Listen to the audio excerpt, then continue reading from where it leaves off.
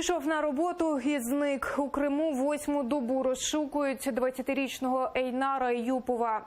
6 серпня хлопець вийшов із свого будинку у селі Красний Мак Бахчисарайського району та зник, не доїхавши до роботи.